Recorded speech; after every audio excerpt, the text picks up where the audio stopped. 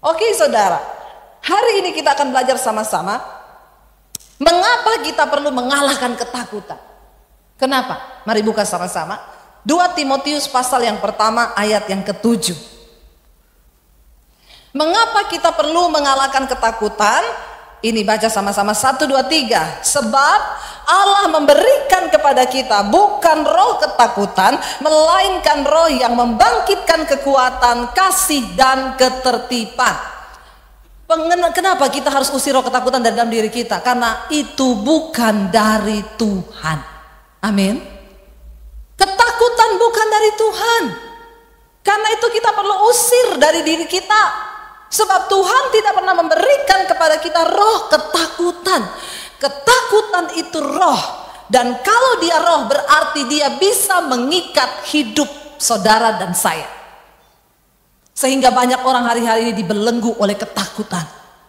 Pernah satu orang ibu datang kepada saya, Bu Debbie, doakan saya Bu. Mukanya tertekan, cemas luar biasa. Kenapa? Saya kena sakit ginjal Bu.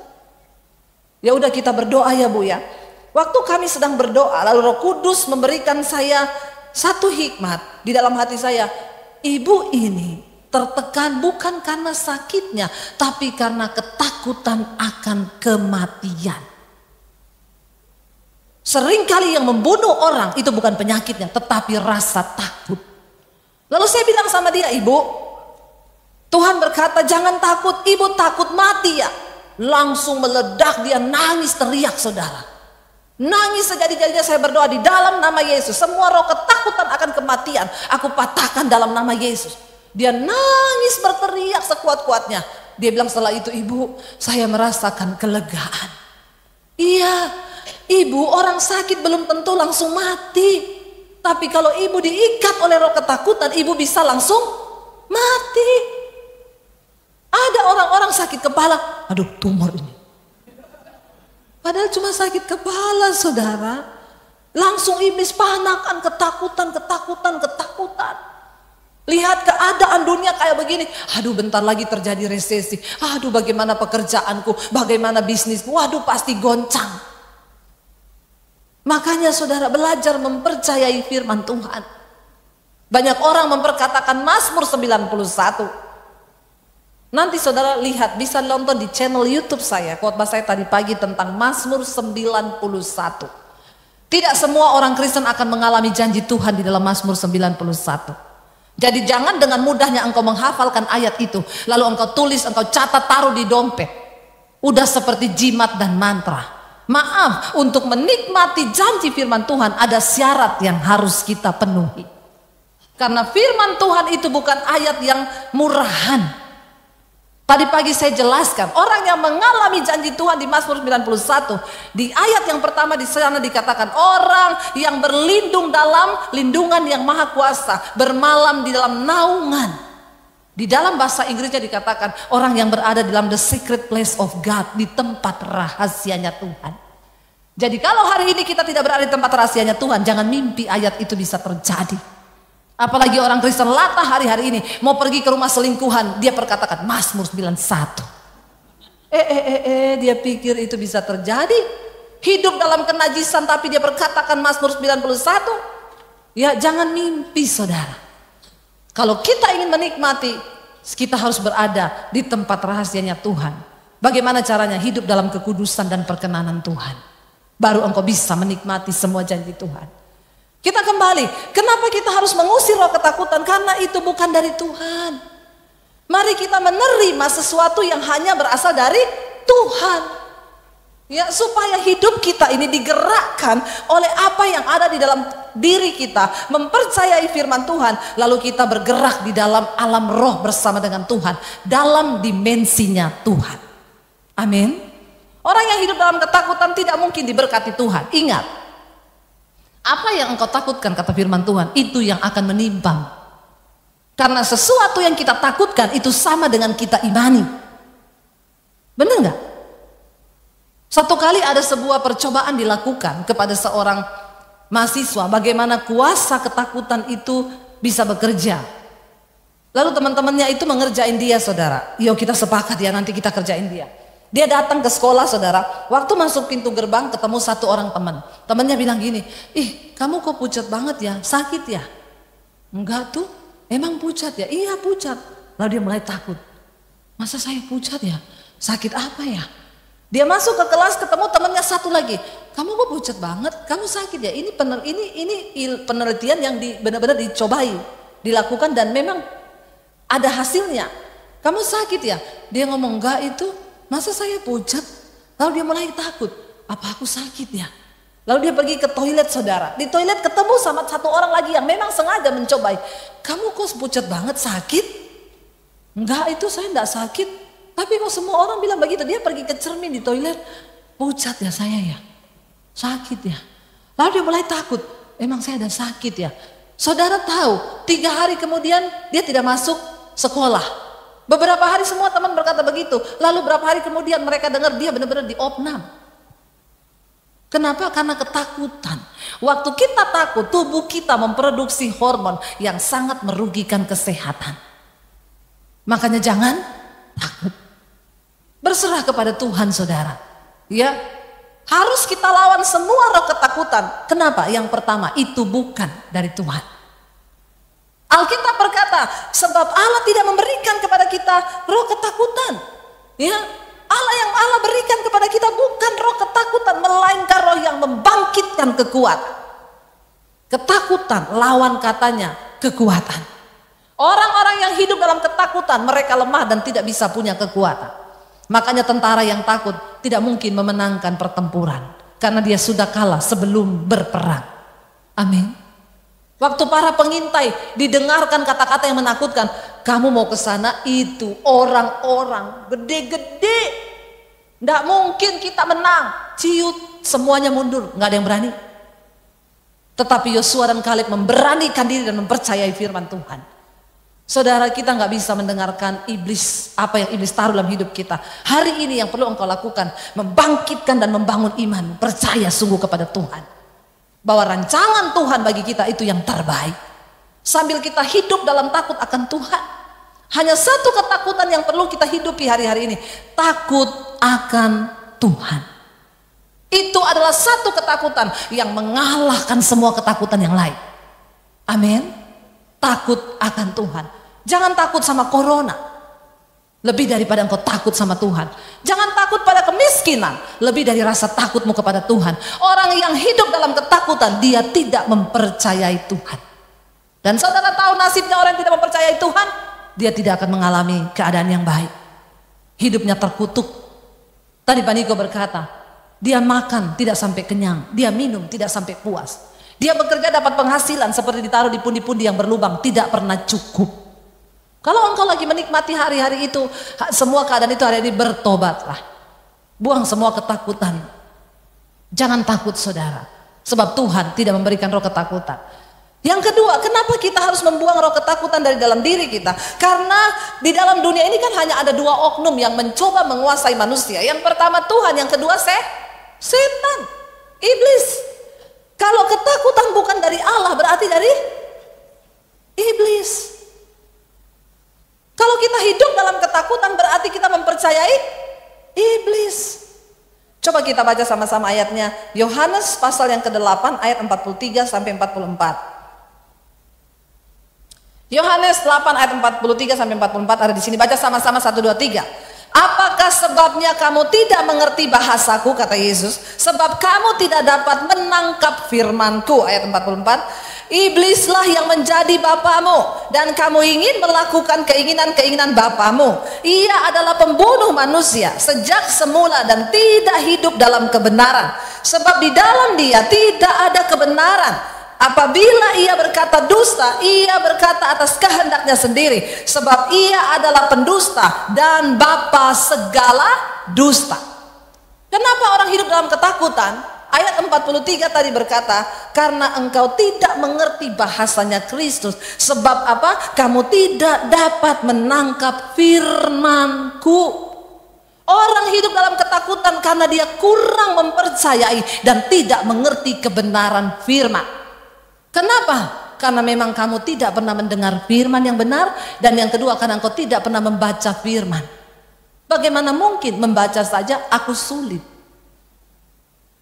Bahkan Rasul Paulus bilang, hari-hari terakhir ini orang bukan hanya tidak percaya firman, mereka membuat kebenaran bagi dirinya sendiri.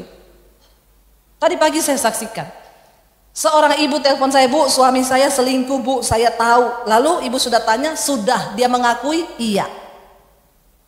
Lalu saya tanya, Bu, sama dia, "Kamu pilih saya atau perempuan itu?"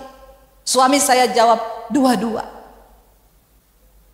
Istrinya bilang, "Saya tidak mau diduakan, kamu pilih salah satu." Suaminya jawab, "Kamu pikir gampang semudah itu melupakan dia? Beri aku waktu."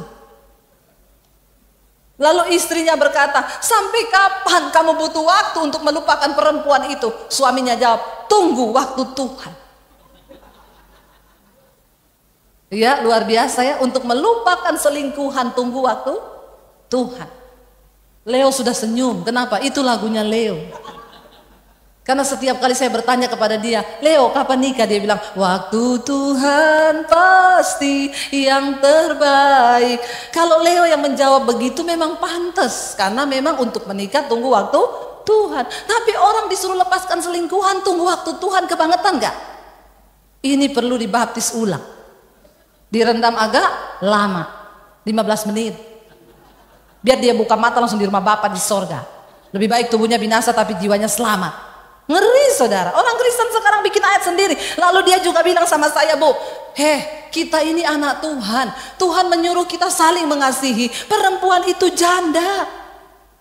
Kalau saya tinggalkan dia, siapa yang akan memperhatikan hidupnya?" Karena mengasihi janda itu berarti saya menuruti hukum Tuhan. Kamu harus saling mengasihi. Kamu itu gak ngerti ya, kamu Kristen, saya Kristen, janda itu juga Kristen, kita sama-sama anak Tuhan. Kalau orang yang tidak tahu kebenaran kayaknya bener loh. Bener gak?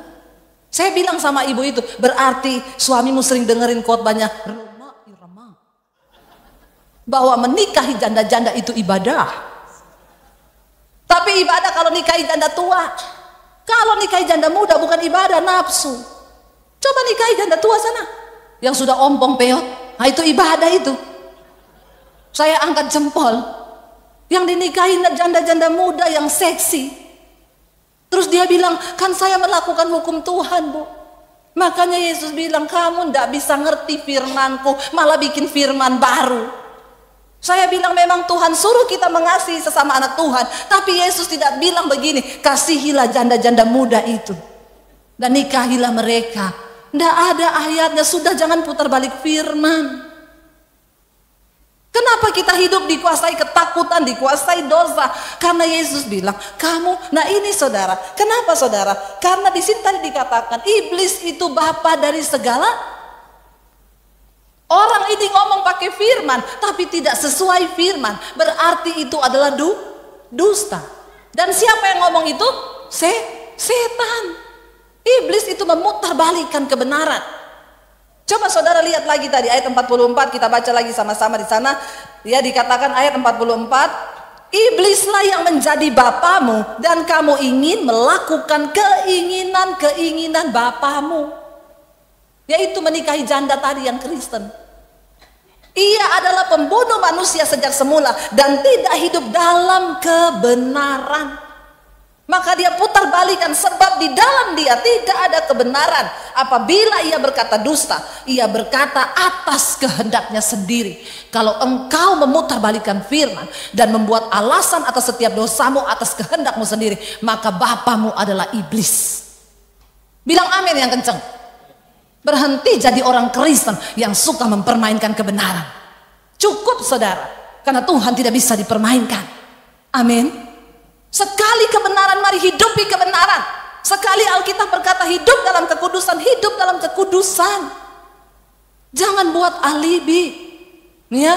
Jangan buat sesuatu yang lain yang bukan dari Tuhan. Ada lagi orang Kristen, "Ibu, saya sama istri saya punya hubungan yang tidak baik sudah 3 tahun. Saya berdoa terus sama Tuhan, Bu. Biar Tuhan, engkau mau apakan Tuhan rumah tangga kami?" Saya bilang, "Mungkin Bapak ada salah, makanya Ibu begitu tidak melayani Bapak." Ya memang dulu saya pernah ada salah sih. Ya sudah, Bapak balut hatinya, Bapak sudah mengecewakan dia, Pak. Saya sudah cukup 3 tahun, Bu. tapi dia tetap tidak mau melayani saya. Tapi saya berdoa sama Tuhan, mau dibawa kemana rumah tangga saya. Lalu dia bilang gini, tapi Tuhan itu baik, Bu. Oh iya? Kenapa, Pak? Saya pikir dia bilang Tuhan pulihkan. Tuhan baik, Bu. Di dalam pergumulan saya, Tuhan jawab doa saya, dia kirim wanita lain. Ya Allah, subhanallah. Ada Tuhan kirim wanita lain? Saya bilang, Bapak, dalam nama Yesus, bukan Tuhan yang kirim, itu iblis. Enggak, Bu, karena kan saya lagi bergumul buat rumah tangga saya. Dan wanita ini satu nasib sama saya, dia dicuekin suaminya. Jadi kami satu hati, satu nasib, satu perasaan. Saya bilang, satu tujuan, neraka. Jangan memutarbalikkan firman. Ya, kalau engkau mengucapkan sesuatu yang bukan dari Tuhan, itu iblis yang ngomong. Jangan perkatakan sesuatu yang tidak berdasar kebenaran firman Tuhan, saudara. Kenapa orang Kristen itu hidup dalam ketakutan dan memutarbalikkan firman? Karena ayat tadi 43, engkau tidak mengerti firman. Saya bersyukur lewat khotbah-khotbah saya di YouTube. Saya banyak dapat WA, Ibu, sejak mendengar khotbah-khotbah Ibu di YouTube, kami jadi mengerti kebenaran yang benar. Selama ini kami mendengar sesuatu yang kami benar-benar nggak ngerti, tapi saya nyesel kenapa saya baru ketemu channelnya Ibu. Loh, tadi ada yang WA saya habis ibadah. Bu, saya orang Kristen, 60 tahun saya jadi Kristen. Saya ke gereja tiap minggu, bahkan saya pelayan. Tapi saya hidup di dalam dosa, jatuh bangun. Setiap hari saya meneteskan air mata dan hanya pengen mengejar perkenanan Tuhan. Karena sudah terlalu banyak waktu yang saya buang, 60 tahun melakukan sesuatu yang tidak berkenan. Saya menyesal, Bu. Dan ternyata benar, karena dosa-dosa saya itu, sekarang anak-anak saya rumah tangganya tidak berbahagia karena mereka mendapat kutuk dari bapaknya ini yang tidak hidup dalam kebenaran. Saya melakukan kenajisan, Bu, berkali-kali saya menyakiti, tapi saya tidak mengerti. Sejak saya mendengar khotbah-khotbah Ibu, saya mulai mengejar kekudusan. Berapa bulan terakhir ini, Ibu tolong doakan saya, apakah Tuhan masih berkenan menerima saya. Ibu tahu saya mengetik ini kepada Ibu, air mata saya berlinang-linang. Saya nangis mendengar yang begitu, saudara. Saya bilang, Pak, sorga bersorak-sorai karena ada satu jiwa yang mau kembali melakukan apa yang berkenan di mata Tuhan. Itu yang Tuhan mau. Jangan ditipu sama iblis. Banyak orang Kristen yang berkata, kita dibenarkan bukan karena perbuatan kita, tapi hanya karena kasih karunia. Iya, itu berlaku ketika pertama kali kita terima Yesus. Tuhan memanggil saya bukan karena kebenaran saya, justru karena saya hidup di dalam dosa dan hidup saya kotor dan sampah. Dan Tuhan pungut saya, itu bukan karena kebenaran saya, tapi ketika saya menerima Yesus sebagai Tuhan, saya menerima anugerahnya. Alkitab berkata, kerjakan keselamatan itu dengan takut dan gentar. Hiduplah di dalam takut dan gentar selama engkau menumpang di dunia ini. Takut akan Tuhan. Amin. Mari kita hargai anugerah Tuhan. Jangan dengarkan setan, saudara. Kenapa? Setan itu pendusta. Jangan mau ditabur roh ketakutan sehingga engkau hidup terbelenggu. Hari ini buang semuanya itu. Ya, buang semua yang menghambat kita untuk percaya kepada janji Tuhan. Minta supaya Tuhan berikan engkau hikmat dan pengurapan Roh Kudus supaya engkau mengerti firman, mengerti kebenaran yang hakiki itu. Amin. Kenapa kita harus buang roh ketakutan? Yang pertama, itu bukan dari Tuhan. Yang kedua, itu dari setan. Jangan biarkan sesuatu yang dari setan hidup dalam diri kita. Lalu yang berikutnya, saudara, bagaimana kita dapat menaklukkan semua ketakutan yang ada dalam hidup kita? Yang pertama, perkatakan firman Tuhan. Apa yang pernah engkau alami bersama Tuhan, itulah yang menjadi modalmu untuk mengalahkan iblis. Mari kita lihat kisahnya sama-sama ketika Daud mengalahkan Goliat. 1 Samuel 17 ayat 32 sampai 36. 1 Samuel 17, baca sama-sama 1, 2, 3. Berkatalah Daud kepada Saul, janganlah seorang pun menjadi tawar hati, karena dia, hambamu ini akan pergi melawan orang Filistin itu. Saudara, Goliat datang menebar roh ketakutan. Kenapa? Karena dia badannya besar. Dan ketika Goliat muncul, semua orang ketakutan. Mereka lupa bahwa Tuhan lebih besar daripada Goliat. Amin. Sebesar apapun masalahmu, ingatlah bahwa Tuhan lebih besar dari masalah kita. Saudara, Daud berkata, bagaimana caranya engkau mengalahkan ketakutan? Yang pertama, kalahkan ketakutan dengan perkataan positif firman Tuhan. Daud berkata kepada Saul, janganlah ada seorang pun menjadi tawar hati karena dia. Wow, di tengah semua orang Israel yang sudah gemeteran karena melihat Goliat yang begitu besar, tiba-tiba ada seseorang yang muncul dan berkata, jangan ada yang tawar hati. Ada ibu-ibu yang telepon saya, ibu saya sudah menyerah.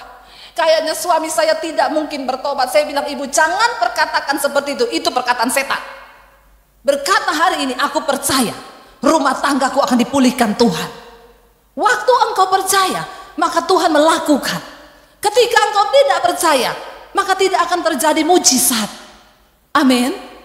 Makanya engkau harus percaya. Lalu ayat yang berikutnya, tetapi Saul berkata kepada Daud, lihat, karena sudah ketakutan, Saul memperkatakan perkataannya iblis. Coba baca. Saul berkata kepada Daud, tidak mungkin engkau dapat menghadapi orang Filistin itu untuk melawan dia, sebab engkau masih muda, sedang dia sejak dari masa mudanya telah menjadi prajurit. Roh ketakutan itu berjangkit. Waktu suami takut, maka istri takut. Waktu suami istri takut, anak-anak ikut takut. Coba saudara, kalau ada orang bilang gini, itu tempat ada setannya loh. Orang satu datang bilang, tempat itu ada setan. Dua orang, ada setan. Orang ketiga datang, dua orang ini meyakinkan, itu tempat ada setan. Padahal mereka belum pernah lihat setan di situ. Tapi coba kalau orang bilang gini, ada setan. Lalu kita bilang, mana setannya? Amin.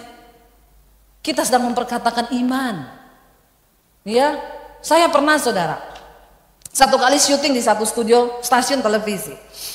Lalu saya mau syuting yang kedua, Bu mau ganti baju? Iya. Di mana ya?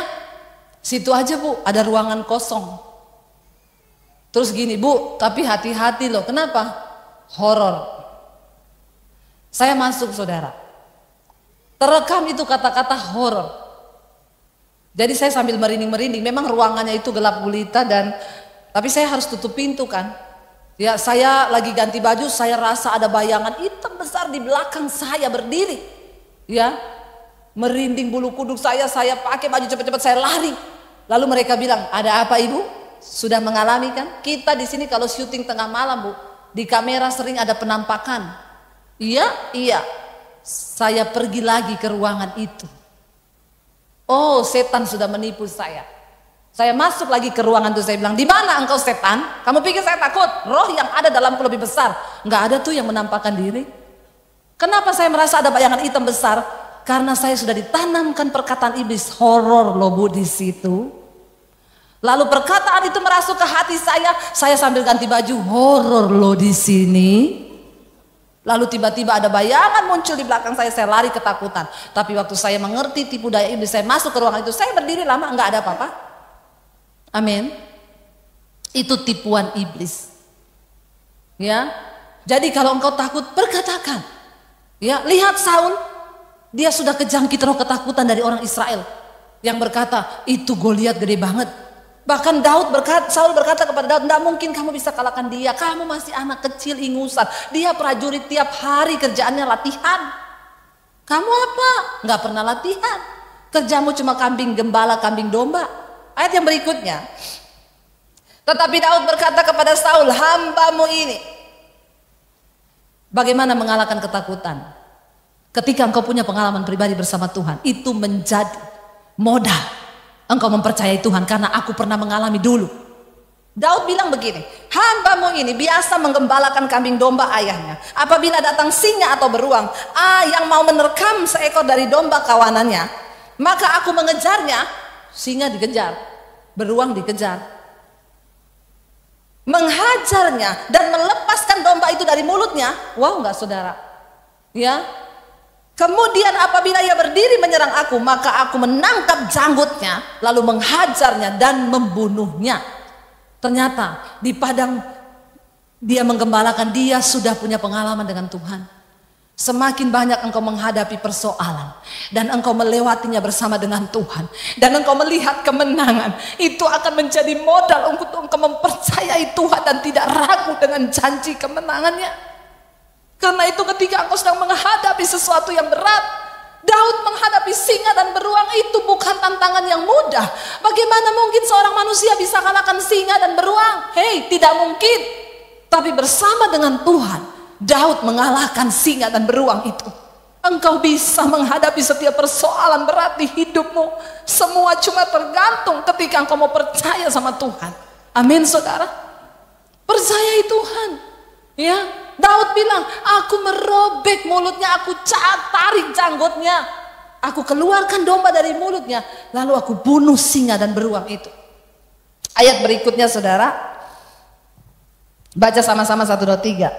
Baik singa maupun beruang telah dihajar oleh hambamu ini, dan orang Filistin yang tidak bersunat itu, ia akan sama seperti salah satu daripada binatang itu, karena ia telah mencemooh barisan daripada Allah yang hidup.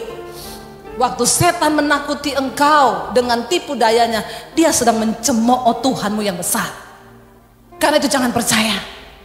Engkau perkatakan firman Tuhan. Daud bilang apa? Nasibnya akan jadi sama seperti singa dan beruang. Kenapa? Karena dia mencemooh barisan Allah yang hidup. Daud punya keyakinan Tuhan yang lebih besar daripada Goliat. Amin.